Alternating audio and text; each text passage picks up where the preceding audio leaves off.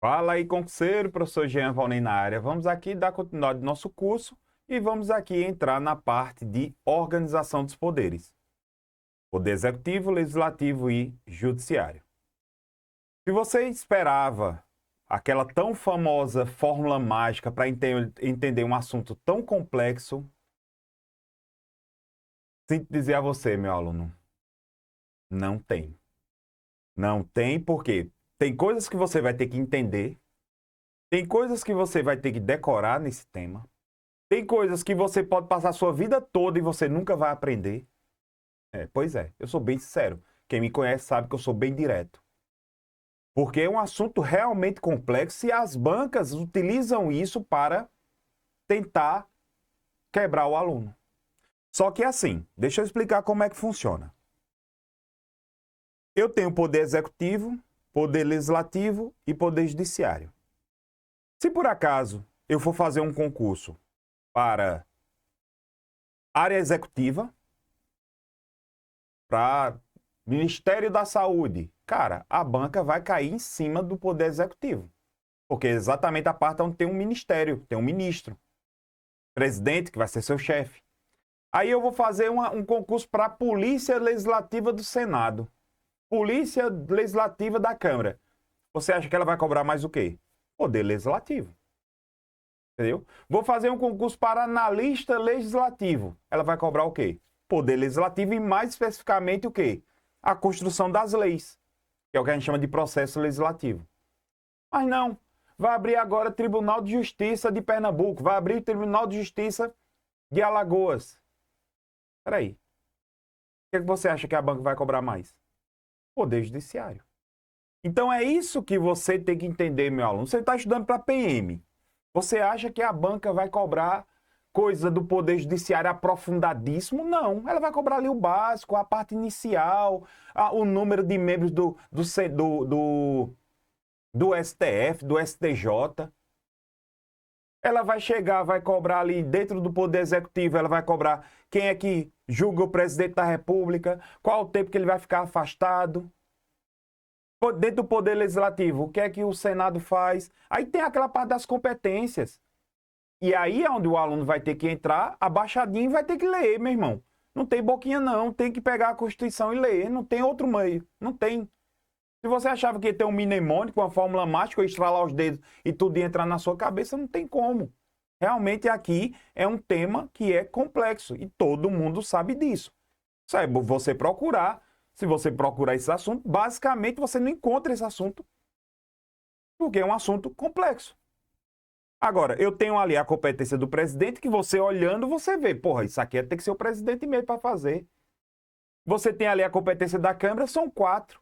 Aí veja, como é que eu faço? Eu pego, saco a competência do presidente, pego as 4 competências da Câmara dos Deputados e quando for na parte de poder legislativo, eu vou mostrar, não é um macete, entenda, meu aluno, não é um macete, mas é pelo menos uma ideia para você, por eliminação, que se as questões desse assunto, eu vou responder questões desse assunto. Vai estar, vai ter, eu vou deixar no YouTube, você vai lá e assiste no YouTube, no meu canal do YouTube.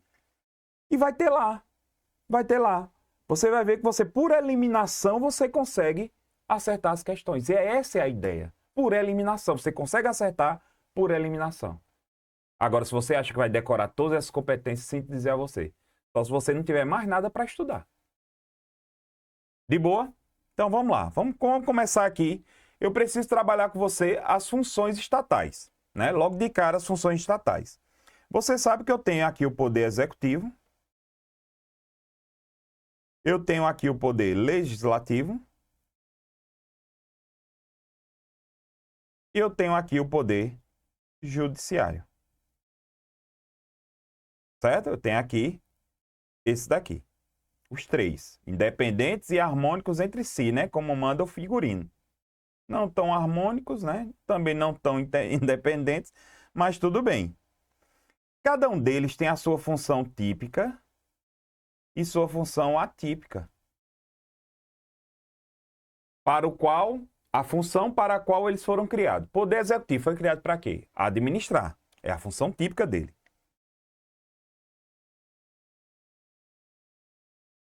O poder legislativo foi feito para quê? Legislar. Só que também o poder legislativo ele tem uma função também que é de fiscalizar. Fiscalizar os outros poderes. E o poder judiciário? Bem tranquilo, né? Julgar. E as funções atípicas? Basta você fazer por exclusão a própria, que é típica, e inverter e trazer as típicas dos outros dois poderes. Ou seja, o poder executivo ele vai legislar e vai julgar. Quando é que o poder executivo ele vai legislar? Quando o presidente da República cria uma medida provisória. Quando o presidente da República ele cria um decreto. Quando o presidente da República ele cria uma portaria. E julgar recursos administrativos. Como o poder executivo, o chefe do poder executivo, que é o prefeito, governador e presidente, ele é o chefe do poder executivo, ele tem a capacidade de julgar. Ele é a última instância de julgamento das decisões administrativas, dos recursos administrativos. Por outro lado, o poder legislativo, ele tem a função de administrar e a função de julgar. A função de administrar e a função de julgar. De julgar. Beleza? De julgar. Pronto. Poder legislativo administrando, sim. Você já deve ter ouvido, mesa do Senado. A emenda constitucional vai ser promulgada pela a mesa do Congresso Nacional. Recentemente, no dia que eu estou gravando essa aula, foi promulgada a emenda constitucional do quê? Da reforma tributária. Foi no Congresso Nacional. Foi a mesa do Congresso Nacional que assinou. A mesa da Câmara e a mesa do Senado. Que é um órgão administrativo. Ou você acha que essas pautas de leis é de bolo? Claro que não. Existe uma pauta para ser analisada ali. E quem faz isso é um órgão administrativo chamado de mesa. Mesa do Senado, mesa da Câmara e mesa do Congresso Nacional. E o Poder Legislativo, ele julga quando? Só é você lembrar da Dilma. A Dilma não foi julgada pelo Senado Federal quando foi impeachmentada? É um julgamento. Avançando, você sabe aqui que o Poder Judiciário ele também pode administrar. Ele pode administrar. E também ele vai o quê? Legislar. Legislar. Quando é que o Poder Judiciário ele vai administrar? Ou você acha que aquelas pautas de audiência é tudo qualquer uma na qualquer hora? Não, não, não. De jeito nenhum. Não sei se você já percebeu, mas tem concurso para analista administrativo, tem concurso para técnico administrativo. Não sei se você já percebeu isso, exatamente, porque são pessoas que vão trabalhar nessa parte administrativa do Poder Judiciário. Tem um técnico administrativo e tem um técnico judiciário, tem um analista judiciário, entendeu? Tranquilo? De boa, né? E legislar? Você já deve ter visto falar. Regimento interno do STF. Regimento interno do STJ. São leis. E são leis que são criadas pelo Poder Judiciário. Súmulas vinculantes. Termina sendo uma forma de legislar a súmula vinculante. Tranquilidade? De boa? Vamos lá. Então vamos aqui entrar no nosso primeiro poder, que vai ser o poder executivo. 90% das questões de poder executivo está na letra da lei. Então é por isso que eu estou mandando você ler muito a letra da lei. 90%. Mas tem certas coisas que a banca sempre está perguntando. Por exemplo, aqui eu tenho as considerações iniciais, onde eu tenho o quê? Que o poder executivo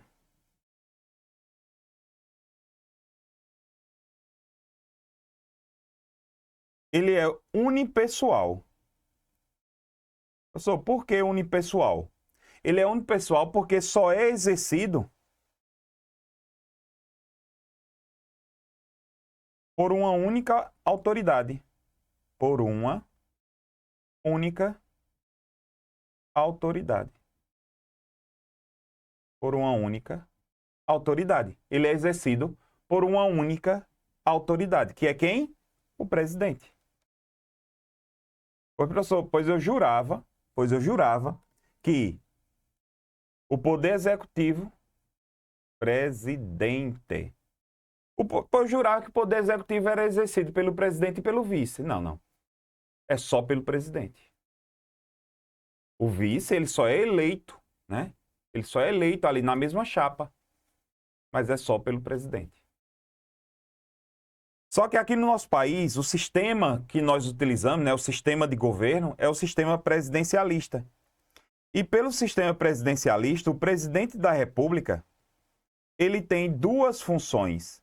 Ele acumula duas funções. Ele acumula a função de chefe de Estado e acumula a função de chefe de governo. Chefe de Estado e chefe de governo. Quando é que ele vai exercer a função de chefe de Estado? Quando ele representa a federação. Quando ele representa a federação. E quando é que ele vai ser de chefe de governo? Quando ele será chefe da administração pública. É diferente nesse sistema que nós temos hoje, né, que ele acumula as duas funções. Na Inglaterra já é diferente. Chefe de Estado é a rainha, atualmente não, né? Apesar de ter vivido um monte de tempo, hoje é o príncipe Charles, que agora é rei Charles, né? Nem mais príncipe, olha só. É o rei, vai viver mais também 200 anos. Lá ele é chefe de Estado. Já o chefe de governo lá na Inglaterra é o primeiro-ministro. E você sabe também que aqui no nosso país o presidente, né, as eleições para presidente, ela pode acontecer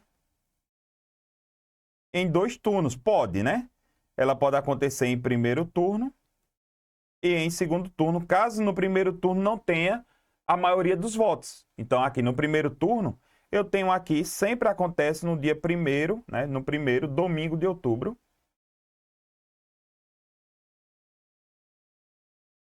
E o segundo turno no segundo domingo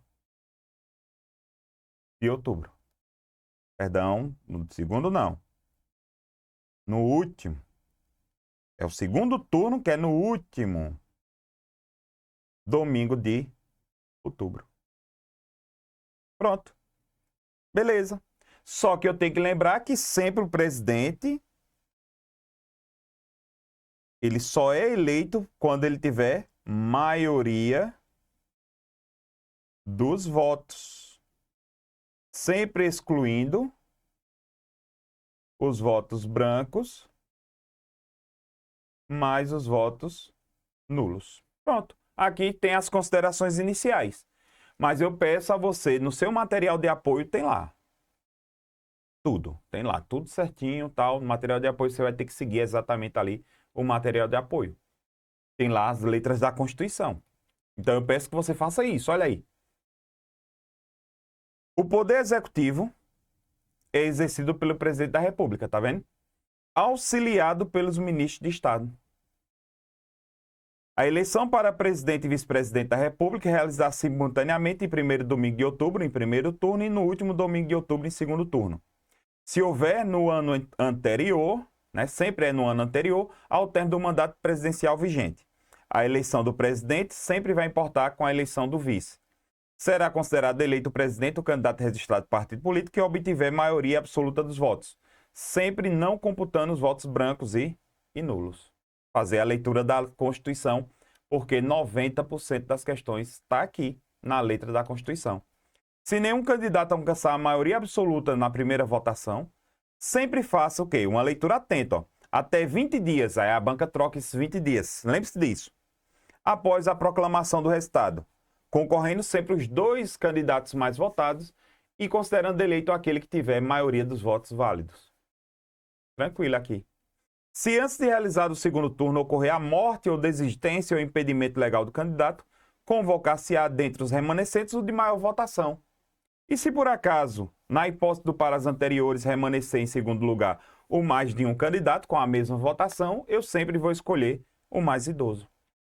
O presidente e o vice-presidente da República tomarão posse de sessão no Congresso Nacional, aí a banca coloca Senado Federal, Câmara dos Deputados, prestando o compromisso de manter, defender e cumprir a Constituição. Observar as leis, promover bem geral do povo brasileiro, sustentar a união e a integridade e a independência do Brasil. Parágrafo único. Se decorrido mais de 10 dias da data fixada para a posse, o presidente e o vice-presidente, salvo motivo de força maior, não tiver assumido o cargo, será considerado vago. Se ele não assumir, aí ele bota 10 dias, bota 15, bota 45, sai colocando qualquer coisa. E é isso que eu quero que você preste bastante atenção. É disso que eu falo. Por isso que eu peço que você leia sempre a letra da Constituição. Tranquilo? Vamos trabalhar um pouquinho aqui sobre a linha sucessória, né? A linha do presidente da República, que isso aqui despenca em concurso público, despenca mesmo em concurso público. Você sabe que se o presidente da República, ele pode ser sucedido, né? Aqui a gente chama de sucessão. Só que eu quero que você lembre que eu tenho dois tipos de sucessão. Eu tenho a sucessão vacância e a sucessão impedimento. A sucessão vacância acontece, né? Acontece no caso, só você lembrar, vacância sempre é permanente. O presidente não volta mais. Acontece no caso de morte, acontece no caso de renúncia, acontece no caso de crime. Já o impedimento é algo temporário, o presidente viajou. Seria ali uma viagem. Seria ali também uma licença, o presidente precisou tirar uma licença. Então seria impedimento. Professor, quem é que substitui o presidente da República no caso de vacância? Sempre vai ser o vice-presidente. O presidente da República morreu, quem assume é o vice-presidente. E no caso de impedimento? Eu tenho o vice, que pode assumir primeiro. Se o vice for impedido, tiver impedido, chamo o presidente, sempre nessa ordem, presidente da Câmara dos Deputados. Chamo depois, se ele for impedido, eu chamo o presidente do Senado Federal. E se ele for impedido também, eu chamo o presidente do STF. Certo? Chamo o presidente do STF. Normalmente, nunca vi, eu não vou mentir, eu nunca vi uma situação que precisasse chamar além do presidente do STF. Nunca vi. Nunca vi.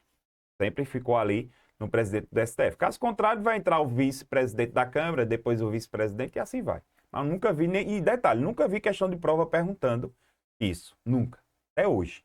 Até os livros mesmo nem sequer abordam isso. Beleza, professor. No caso de sucessão, vacância, o presidente morreu. Quem assumiu foi o vice. E se o vice morre? Como é que fica a situação? E isso você vai ter que analisar se essa morte do vice junto, né? Se caso morreram, o presidente morreu, depois o vice morreu, eu vou ter que analisar em que tempo ele morreu. Por isso que eu tenho que fazer isso aqui, ó. Eu tenho que dividir o tempo, né, o mandato presidencial de 2 anos. Então, eu tenho os 2 primeiros anos e os 2 últimos anos. Se por acaso o presidente mais o vice, eles morrem nos 2 primeiros anos, olha só o que acontece. Quem é o próximo? Presidente da Câmara. O presidente da Câmara, ele assume a presidência, só que ele não fica. Ele não fica. Ele assume a presidência e faz o quê? Ele convoca eleições. Ele convoca eleições, né? No prazo de 90 dias, só que ele convoca eleições diretas. Ou seja, o povo vai ser chamado para votar no prazo de 90 dias. Então, ele convoca eleições diretas no prazo de 90 dias. Bora, povo, cidadãos brasileiros, vamos para as urnas, vamos votar, escolher o novo presidente e o novo vice. Então, é chamado de eleição direta. Direta. Vamos lá. Já, se por acaso a morte do presidente mais seu vice, foi, se eles morrem, né? Se eles morrem, presidente mais o vice, eles morrem nos 2 últimos anos, o que é que vai acontecer? Praticamente pouca coisa vai mudar, mas o presidente da Câmara sempre vai assumir. O presidente da Câmara, ele assume, certo? E ele convoca eleições indiretas. No prazo de 30 dias.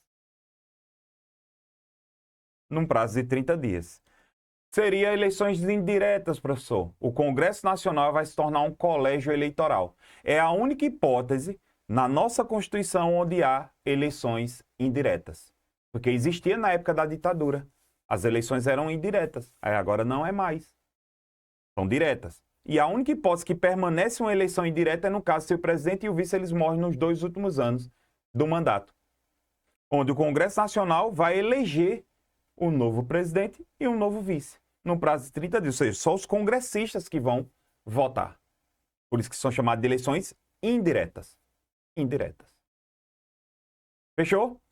Olha aí na sua tela e eu quero que você perceba o que é que tem diferente. A banca vai chegar aqui, sacou? E aqui, ó. Ou ela pode chegar a trocar aqui, ó. Dizer que é o presidente do Senado. Pronto, sempre é dessa forma. Sempre. Estou deixando na tela aí para que você fixe a informação.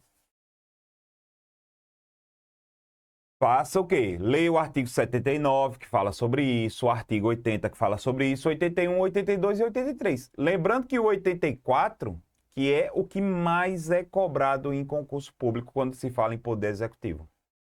O artigo 84 traz as atribuições do presidente da República, onde são atribuições privativas, mas nada impede que o presidente da República ele delegue. Só que ele não pode delegar todas as atribuições, ele só pode delegar 3 atribuições para 3 pessoas. 3 atribuições para 3 pessoas. A gente vai ver isso no próximo bloco. Mas antes disso, deixa eu mostrar aqui uma coisa. Olha só. Compete privativamente ao presidente da República, bem tranquilo, ó, nomear e exonerar ministros. Tá vendo que isso é muito claro para você? Exercer com o auxílio dos ministros de Estado o domínio, a direção superior da administração pública, iniciar o processo legislativo. Atenção aqui, ó. Sancionar, promulgar e fazer publicar as leis, bem como expedir decretos e regulamentos. Isso aqui é o que a gente chama de decreto regulamentar. Decreto regulamentar. Os decretos regulamentares, eles são feitos para dar fiel execução às leis. Ou seja, os decretos regulamentares, eles são feitos para tornar as leis mais claras, mais mastigáveis, mais fáceis de engolir. São os decretos que fazem isso. Porque às vezes a lei não traz tudo o que ela teria que trazer. Então o decreto ele vai esmiuçar, vai detalhar, vai trazer conceitos que a lei não trouxe. Agora só que tem um problema. Aliás, tem uma situação. O decreto regulamentar ele só pode tirar sua validade da lei. Ou seja, ele não pode trazer nada contrário à lei. Ele só pode trazer, regulamentar aquilo que está previsto na lei e pronto. Agora vem cá. Eu estou falando do decreto regulamentar. Professor, você está me assustando olhando para mim desse jeito. É. Eu quero dizer uma coisa para você. Existe outro tipo de decreto. É o decreto autônomo. O decreto autônomo, a validade desse decreto autônomo, ele tira, ó, diretamente da Constituição. Poxa, professor, eu nunca vi isso, não. Deixa eu te mostrar onde está. É uma das atribuições do presidente. Olha aí. Olha o que a Constituição está dizendo para o presidente. Olha só. Ei, presidente, você pode dispor, mediante decreto, tá vendo que ele não fala decreto e regulamento, por isso que aqui é decreto autônomo. Mediante decreto autônomo, fazer o quê? Organizar, funcionar, né? Organizar o funcionamento da administração pública federal. Agora, ele só pode fazer isso por meio de decreto quando implicar aumento de, quando não implicar aumento de despesa, nem a criação ou extinção dos órgãos públicos. Então, entenda aqui.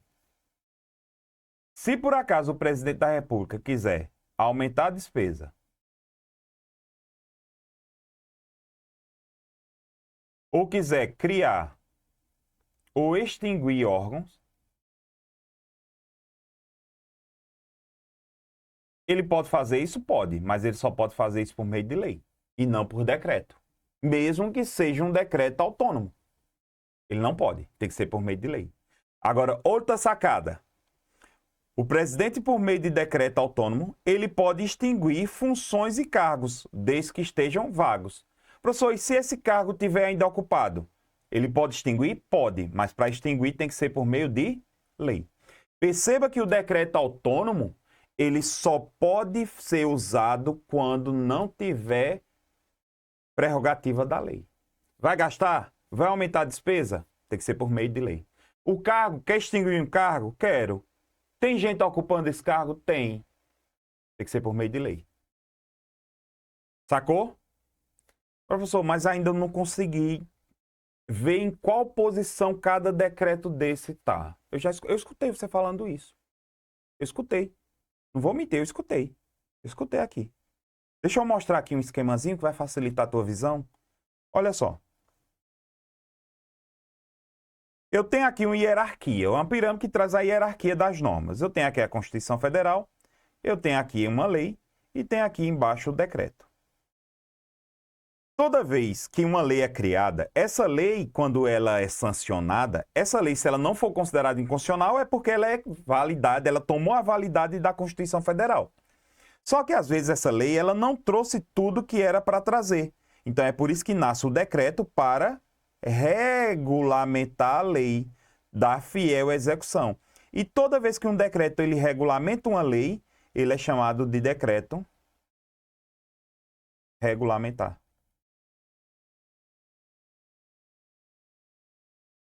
Beleza?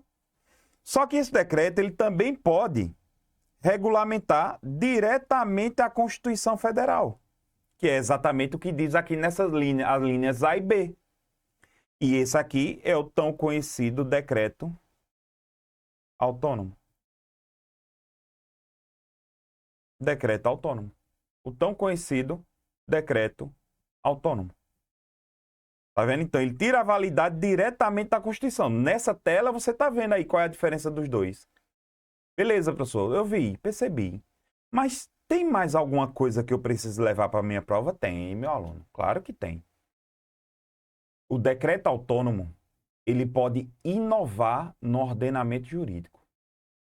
Quando a Constituição diz assim, olha, presidente, você pode organizar o funcionamento da organização e funcionamento da administração pública federal mediante decreto. Ele pode fazer tudo. Ele vai inovar. Pode fazer tudo. O que ele só não pode é o quê? Aumentar a despesa e criar e extinguir órgãos públicos. Mas, enquanto isso, pode aprontar. Pode fazer o que quiser. Ele está inovando. Já o decreto regulamentar, não. Ele fica ali amarrado no que a própria lei que ele está regulamentando está dizendo. Fez sentido? Então, vou anotar isso aqui para a gente fechar aqui esse bloco e ir para o próximo. Então, olha só. O decreto autônomo pode inovar no ordenamento jurídico.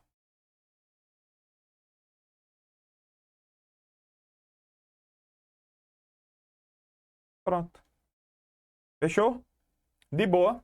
Lembrando que qualquer dúvida, qualquer pergunta, só mandar uma mensagem para mim, né? Manda sempre aí uma mensagem para mim. De boa? Próximo bloco a gente continua com essas competências, a gente vai tratar a competência que pode ser delegada e tudo mais. E para quem pode ser delegada. Isso aí cai bastante. Beleza? Então já esmaga o dedo aí no próximo bloco que eu te vejo lá. Tamo junto. Vamos lá.